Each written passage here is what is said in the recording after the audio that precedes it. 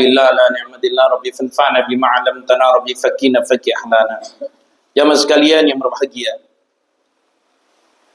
Sebentar lagi kita akan menghadapi hari raya Idul Adha atau hari raya kurban atau udhiyah. Mari kita simak sabda Rasulullah sallallahu alaihi wasallam. An Abi Hurairah anna Rasulullah sallallahu alaihi wasallam qala man kana lahu sa'atu wa la yudah fala yaqrabanna musallana. Rawahu Ahmad wa Ibnu Majah.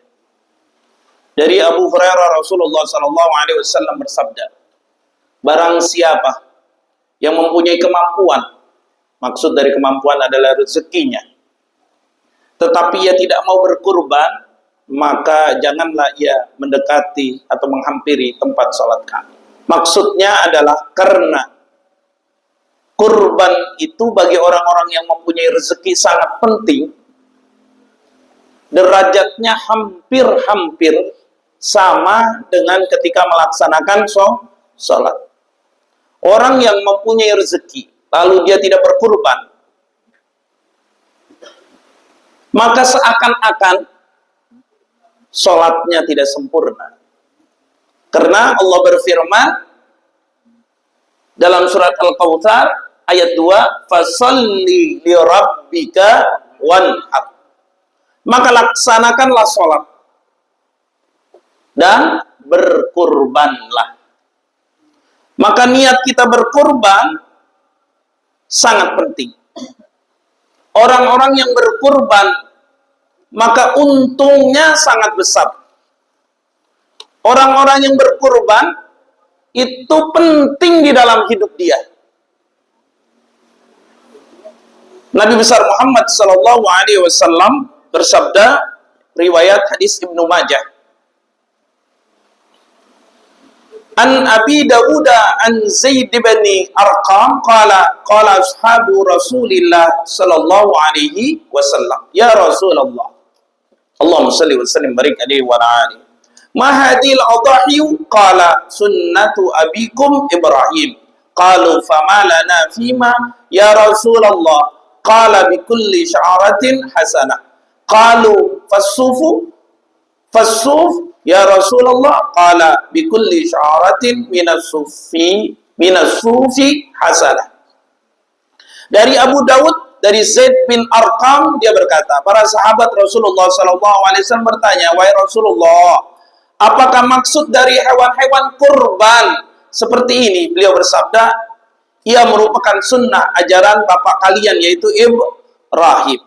Mereka bertanya, wahai Rasulullah, lantas apa yang akan kami dapatkan dengannya? Apa keuntungan berkurban? Beliau, Nabi menjawab, setiap rambut terdapat kebaikan. Jadi setiap rambut terdapat kebaikan. Mereka berkata, bagaimana dengan bulu-bulunya, wahai Rasulullah? Rasul menjawab, dari setiap rambut pada bulu-bulunya terdapat satu kebaikan. Masya Allah. Jadi kita bisa hitung berapa rambut di dalam hewan kurban. Sapi misalnya, domba misalnya, kambing misalnya, onta misalnya.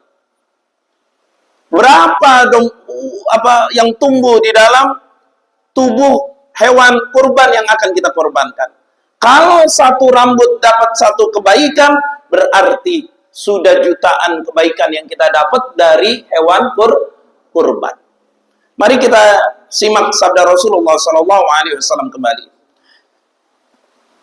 An Aisyah anna Rasulullah SAW qala ma amila adahi imiu min amali yawman nahri ahabba ilallah min ihraqid dam innaha la ta'tiya yawmal qiyamah biquruniha wa ash'ariha wa azlafiha wa anna dam la yaqa'u min Allah bima kani qabla an yaqa'a min al-ardi fatibu biha nafsan.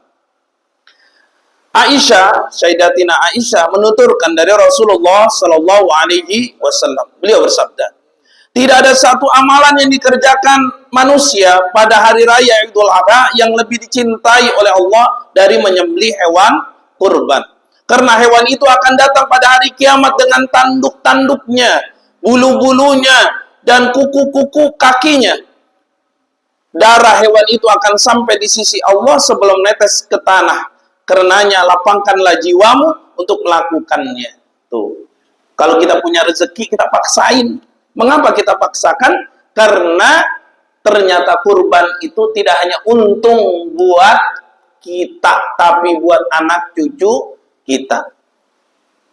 Makanya saya mengadakan kurban harus menghitung, karena kurban itu ibadah individual. Jangan sampai hal ihwal di luar pemotongan yang nanggung panitia, tidak boleh. Apalagi yang nanggung uang masjid, haram hukumnya. Apalagi teman yang nanggung, nggak ikhlas lagi, haram nggak jadinya. Contoh, pemotongan. Kita motong hewan kurban. Tukang potongnya, tukang jagalnya, itu harus dibayar. Kalau bahasa agamanya disedekahkan. 1 ekor aja itu bisa hampir 2 juta. Paling kecil 1 juta tukang potong. Paling kecil 500.000. Siapa yang nanggung? Yang kurban, apa panitia, apa orang lain, atau teman? Saya mau tanya bapak-bapak. Tentunya yang berkurban. 1, pengeluaran. Yang kedua, dari peternakan sampai ke rumah kita, hewan kurbannya perlu transportasi. Panitia yang tanggung, pengkurban, atau yang berkurban, atau teman kita, sahabat kita. Siapa? Yang kurban. 2. 3. Hewan yang baru datang kudu dipelihara, jangan sampai sakit. Makannya dikasih makan yang baik, dipelihara, pupnya di mana, dan lain sebagainya. Dibersihkan tempatnya. Perlu biaya. Siapa yang akan menanggung? Yang kurban. Lalu ketika habis kurban, dagingnya didistribusikan. Oh, itu anak yatim, oh jauh, pakai motor, pakai mobil, lalu pakai plastik, lalu ada setelah hari raya Idul, habis pemotongan harus dibersihkan tempatnya karena najis, darah di mana-mana, perlu biaya membersihkan. Siapa yang akan mengeluarkan dana itu? Bukan panitia, tapi orang yang berkurban. Makanya saya melebihkan dari harga hewan kurban. Makanya saya selalu bilang di WA ke, di ijab kabul ke, ataupun bicara langsung bahwa Anda berkurban dengan saya sudah termasuk distribusi, pembersihan, kepanitiaan. Kepanitiaan maksudnya plastik dan lain sebagainya.